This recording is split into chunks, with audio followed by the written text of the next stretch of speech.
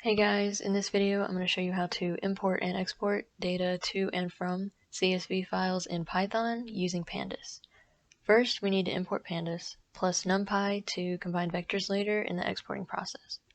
We'll start with importing data using pandas.readCSV with the file path of your CSV file inside, and make sure you have the R in front of the string.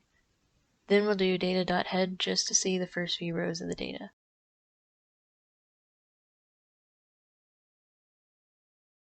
You can see we have several columns of data, which in this example is input and output current, voltage, and power values.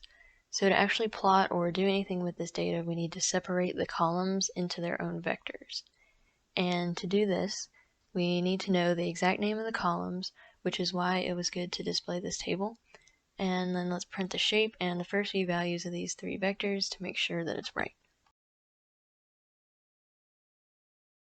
You can see that the columns of data are now row vectors, and the values do match the table above. Now let's export this data.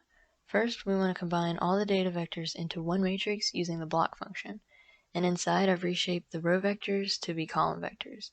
That way, the block command just sticks all three next to each other. And then I'll run this just to make sure X looks right. So X is 300 rows by 3 columns, and the first row matches the first value of each variable. Now that all the data is in one matrix, we can use this command to turn it into a data frame with labeled columns.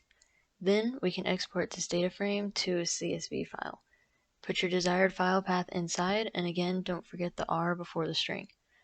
I also removed the index because if you're viewing the file in Excel later, then it's just redundant, and if you're going to re-import this data later, then it will automatically generate an index on import like it did earlier, as you can see in the table.